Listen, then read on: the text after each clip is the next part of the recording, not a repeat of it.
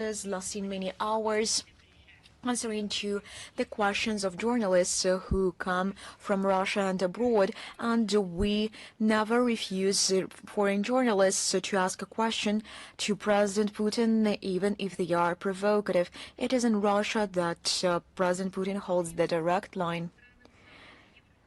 Perhaps in some Western European states,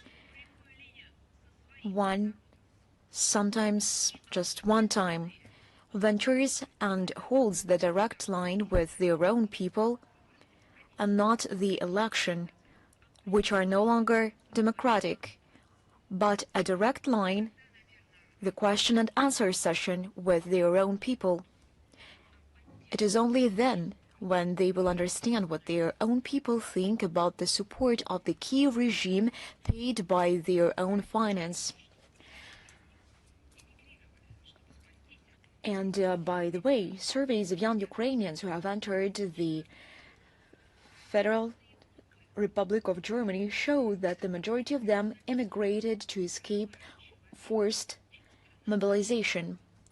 Nowadays, the button which says human rights, emergency support is no longer active. It has been deactivated. Now they are not in the habit of dealing with human rights on a daily basis.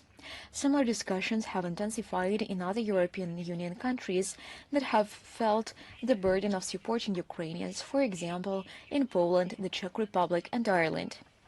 The situation illustrates the so-called limits of the solidarity of Western countries with their Kiev protégés, who are supposed to continue to mobilize their population in order to fight Russia for the sake of Western interests. While the European military-industrial complex musters hundreds of millions of euros in budget and loan funds, those are the people of Ukraine who must continue to die. And to elaborate on this subject, I would like to speak on desertion in Ukraine. The anxieties of the Zelensky regime, which is concerned about its self-preservation, are understandable.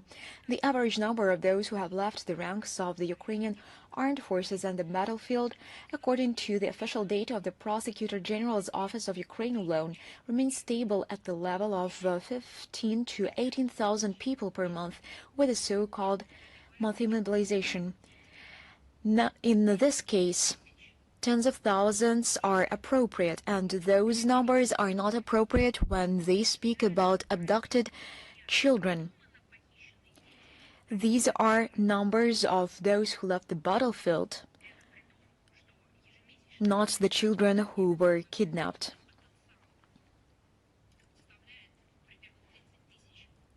The so-called monthly mobilization potential is 30,000 recruits. Since February 2022, more than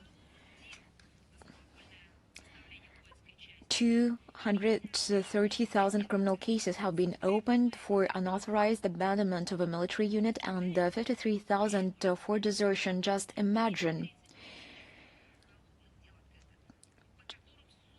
230,000 criminal cases were opened, which have evidence and all profiles and documents which showcase and confirm that this criminal act was committed.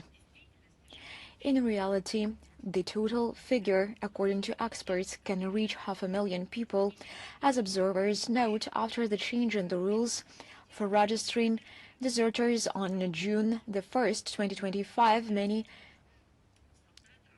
commanders, in order to temporarily preserve payments for escaped soldiers, are in no hurry to report such cases. This is the kind of mathematics they are carrying out, and the authorities, the government, I mean the Kiev regime, of course, they do not provide the full scale of those digits because they want to diminish those numbers. And the picture becomes even more terrifying for the Kiev regime if we add to the mentioned figures the 1.7 million irretrievable losses of the Ukrainian military based on the data of the Ukrainian Armed Forces General Staff, and this is not the definitive figure. These are only fragments, some fragments of the picture of the desertion in the Ukrainian armed forces. The true picture of how the Ukrainian soldiers live in the battlefield is even more terrifying, even more horrific. But I would like to reiterate once again that journalists and bloggers, of course, they track all those figures and those developments. However, this does not stop Bankova. For the sake of preserving their power, their dictatorship, and of course for the enrichment, they are ready to continue hostilities until the last Ukrainian is left standing and to exterminate their own population.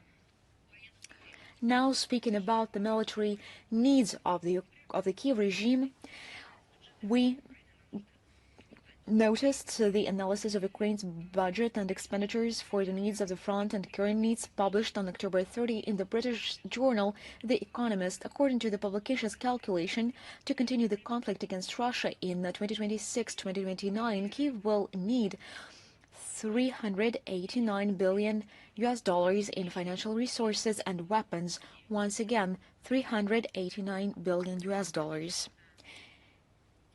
This, as noted, is almost twice the amount of support from Europe since February 2022. Let me remind you, about $206 billion what was spent. It is noteworthy that according to the analysts, and there is one clarification, those were funds provided by prosperous economies, and they were continuing to develop on energy resources they were receiving from Russia. Given that for themselves, at the instruction of Brussels, the Western Europeans are banning themselves to use the stable and guaranteed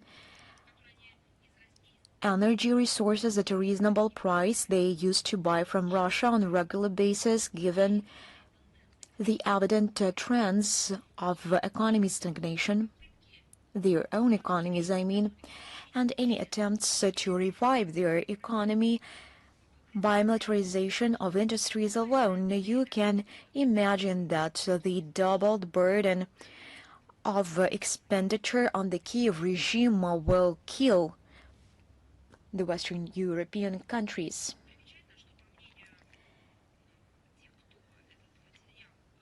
It is noteworthy that, according to analysts, the financing of Ukraine will have to continue even in the event of an end to hostilities due to the need to maintain the army and contain Russia. The Economist clarifies that if the cost of helping Kiev fell entirely on Europe, it would have to fork out $328 billion and the rest would be paid by Britain. The publication also states that the sources of financing for Ukraine's military expenditures are gradually drying up, and in February 2026 there will be no money for these purposes. According to journalists, about $110 billion has been allocated for the supply of the Ukrainian armed forces this year. In total, Kiev military spending by the end of 2025 will amount to $360 billion. It's not under the oppression or occupation of any kind that you're witnessing these figures in the Baltic states. This is their supposed flourishment and the independent sovereignty that is leading to these results. So this is what true independence looks like in the Baltic states.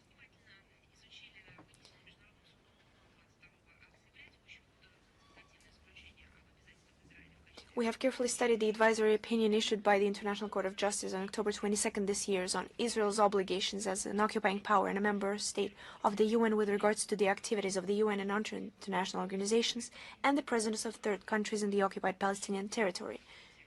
And we will comment on this after the expert. That This is the court's third advisory opinion on the consequences of the Israeli occupation, including the second since the beginning of the current crisis in the Arab-Israeli conflict zone.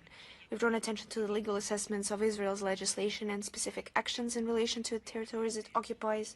The court found a violation of the requirements of the Fourth Geneva Convention 1941 on the supply of food and sanitary materials to the population. In this regard, Israel's obligation as the occupying power to ensure operations to provide assistance to the population of the occupied Palestinian territory and to facilitate the implementation of these measures by all available means was confirmed. The Russian side took the same position during the oral hearings on this case. In addition, the chief judicial body of the World Organization emphasized the need to respect the mandate and status of the United Nations Relief and Works Agency for Palestine Refugees in the Near East, UNRWA. It was noted that Israel's actions with regard to UNRWA must be brought into line with its international obligations, including those under the 1946 Convention on the Privileges and Immunities of the United Nations, as well as international humanitarian law. On November 6th, the UNESCO General Conference, taking place in Samarkand, has elected a new Director General of the organization, renowned Egyptologist and former Minister of Tourism and Antiquities of Egypt, Khaled Al-Nani, for the period from 2025 to 2029. He will take office on November 14th. We welcome this decision. We're impressed by the business-like and constructive attitude of the new head of the organizations, which can be summarized as follows. We need a strong UNESCO, completely depoliticized, focused on consensus and harmony, including with the use of technology that is intolerant to discord. We need a UNESCO for the people. Khaled Al-Anani is taking out this post at a turbulent, difficult time. He inherits a heavy legacy from France's Audrey Azoulay. Against the backdrop of budgetary turmoil, the organization has been hit by damaging politicization, and it has been undermined by it, with the resources and attention of member states often diverted to initiatives that are not in line with UNESCO's goals and objectives. Khaled Al-Anani faces difficult tasks, implementing long overdue reforms, strengthening the Secretariat's interaction with and accountability to member states, and improving the effectiveness of program implementation. We support the new head of UNESCO in his plans and assure him of our readiness to cooperate.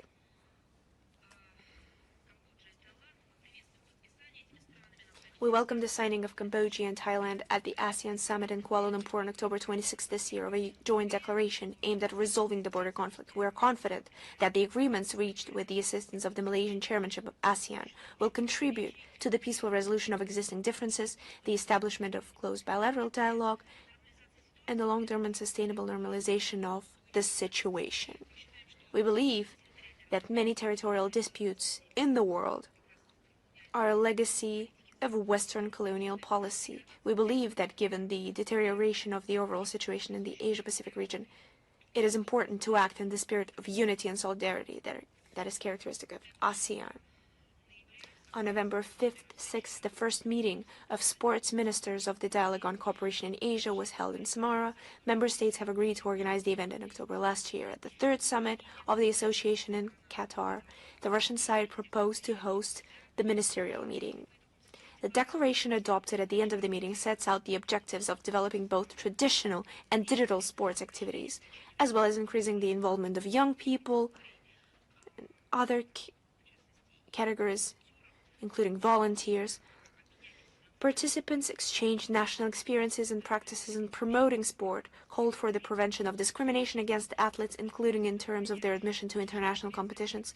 The conference demonstrated that there is a steadily growing demand for positive practical cooperation in Asia. Sports is one of the promising areas with good potential for cooperation, as long as it's not inverted in any way. We're continuing our efforts to build constructive, pragmatic cooperation in multilateral regional forums, working on a non-politicized agenda for joint development. And we view the Asia Cooperation Dialogue as an important element of a unified system of intergovernmental cooperation across the vast expanse of Eurasia. Another announcement: on November 12th to 15th, one of Russia's flagship IT events, Digital Solutions Forum, will take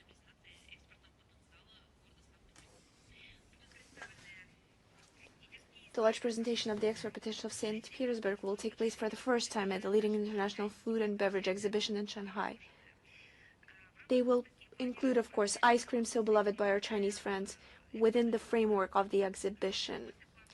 A business session, Export Potential of St. Petersburg, a masterclass for producers and exporters on the specifics of doing business with Chinese partners, as well as meetings with leading importers of the PRC are planned.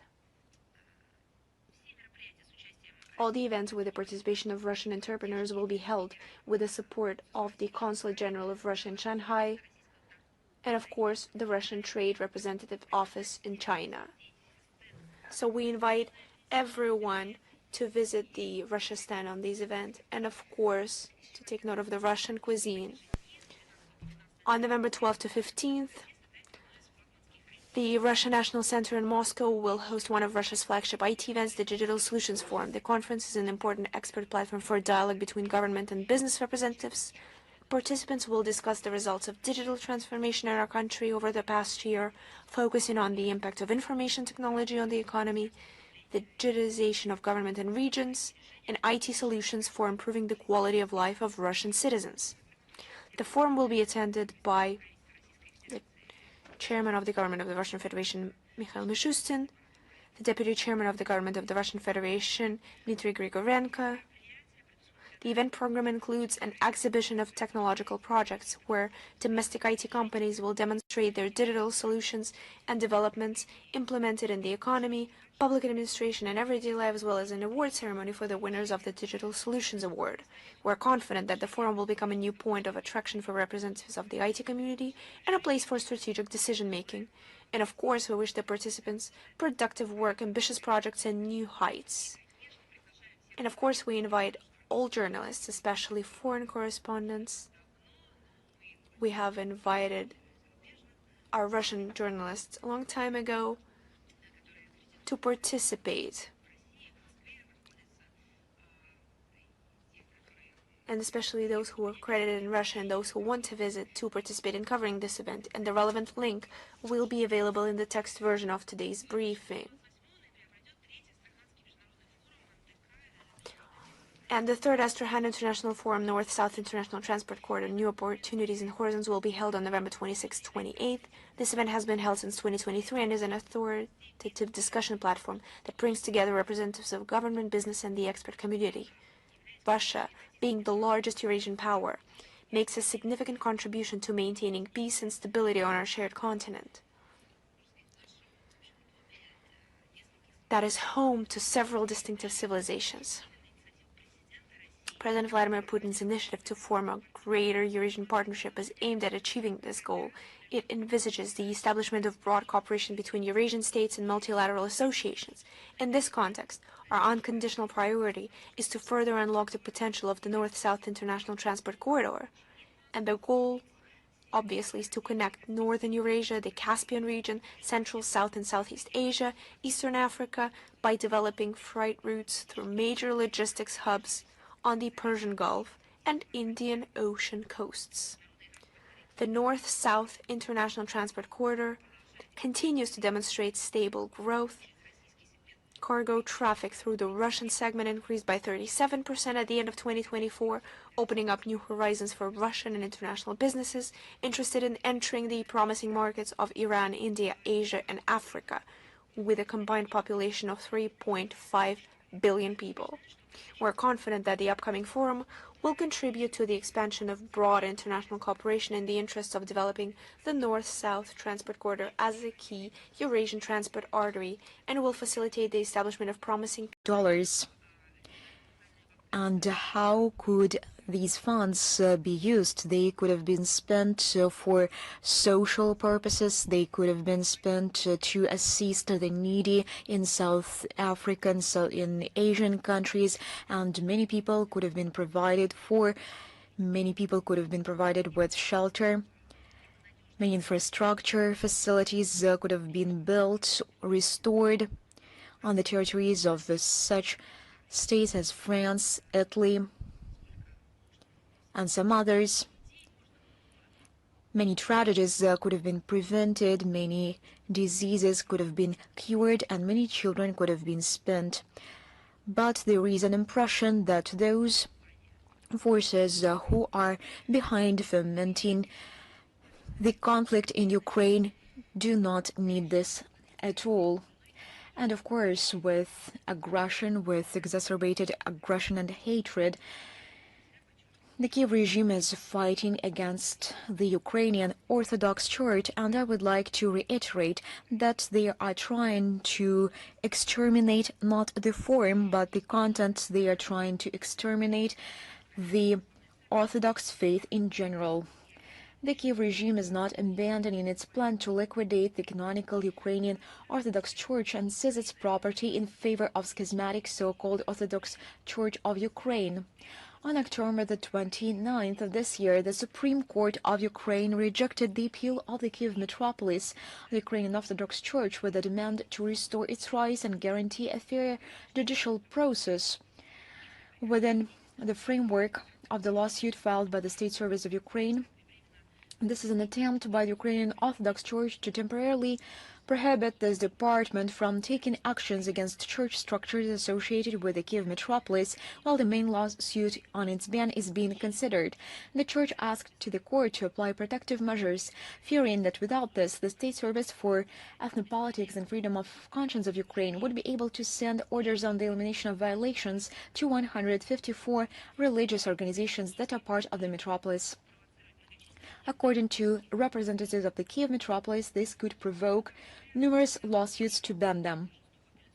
On October 30 of this year, the first session of the 6th Administrative Court of Appeal of Kiev was held on the aforementioned lawsuit of the State Service for Ethnopolitics and Freedom of Conscience of Ukraine. However, the regime failed to immediately achieve the desired decision. According to the Ukrainian Orthodox Church, the court refused to satisfy the request of the said service to prohibit the metropolis from disposing of the real estate belonging to it by right of ownership, as well as to conduct expenditure operations on its accounts. It is also known that the court received about 1,300 applications from believers from the congregation to involve them in the case as third parties, which will require time for their familiarization by the parties. A new hearing is scheduled for December 11. One more thing. The fighting against memorials. The Bandera soldiers are fighting against memorials of the Soviet Union. Of the Soviet memorials which were erected to commemorate the true heroes who fought fascists and Nazis. In Trostenets, Sumy region, neo-Nazis dismantled a monument to the tank crews who liberated the city from the Nazis. In the city of Vishnov, Kiev region, they demolished a monument in honor of the soldier liberators, and in the city of Polony, Khmelnytsky region, a bas-relief of the Order of the Patriotic War was removed from a monument erected at the mass grave of Soviet soldiers who fell in battles with the fascists. All this is nothing but a confirmation of the relevance, of the correctness, and of the forcefulness of the special military operation. All the tasks and goals that we have set in front of ourselves, they will all be definitely achieved, as the Russian leadership has stated repeatedly. But this war against humanity, against human nature, and I mean the war on historic memory, rages on, and it's not just continuing in Ukraine, but in the Baltic states as well. This is where the true fight against consciousness is taking place. And nothing but scandalous could be heard about the act of vandalism in the Estonia. Reports of yet another state vandalism. This refers to the exhumation using an excavator of the remains of sailors and other Russian soldiers who died in battles. In 1941-1945, the Estonian authorities were not satisfied with the demolition in 2022 of the monument with the red star that stood there. They've decided to completely clean up this place, which is sacred to our compatriot. and this is rampant inhumanity.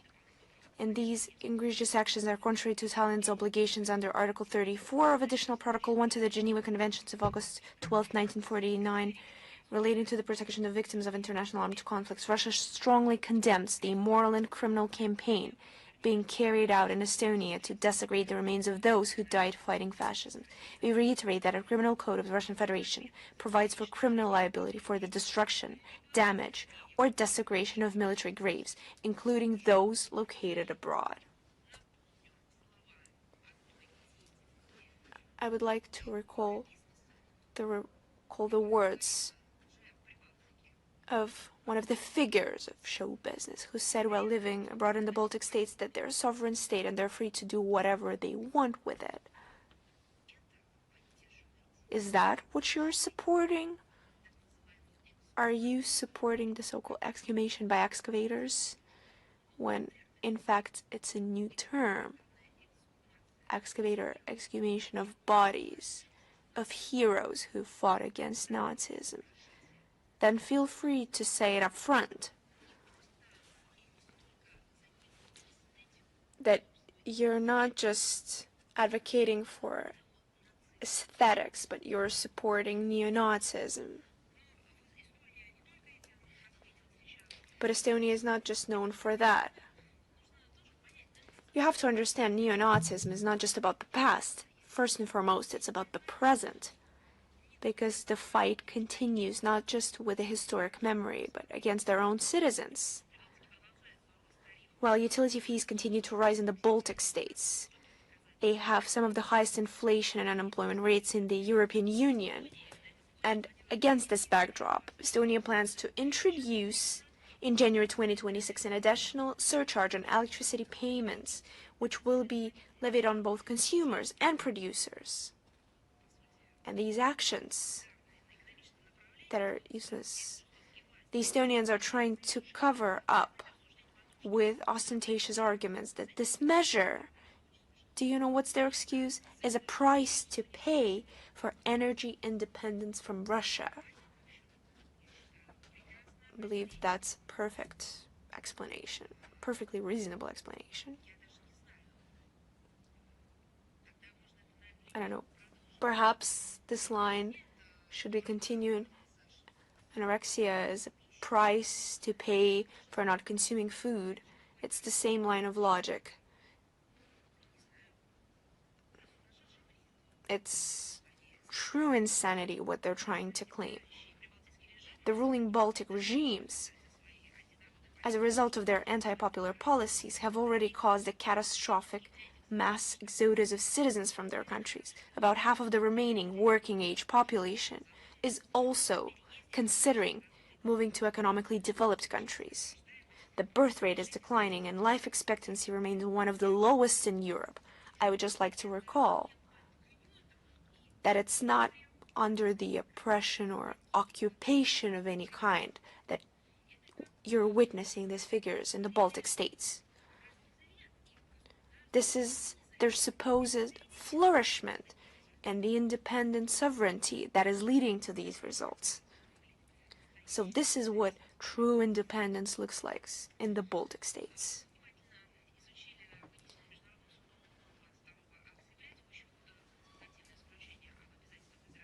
We have carefully studied the advisory opinion issued by the International Court of Justice on October 22nd this year on Israel's obligations as an occupying power and a member state of the UN with regards to the activities of the UN and other international organizations and the presence of third countries in the occupied Palestinian territory.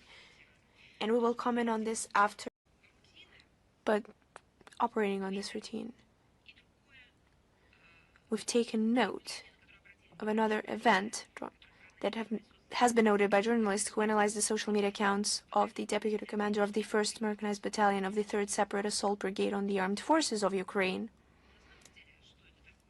If we really talk about it, it's just the neo-Nazi Azov regiment, Anton Radko. The soldier shows off his tattoos. What do you think those tattoos are? It wasn't demonstration. of the symbols of some national insignia or landscapes of Ukrainian fields or seas. Not at all. These are tattoos with fascist symbols, including a swastika and the emblem of the SS Panzer Division Totenkopf. And the photos in which the militant poses in front of a monument to Stepan Bandera. He also likes to accompany with quotes from Hitler's Field Marshal Erwin Rommel and collaborator Roman Shukhevich.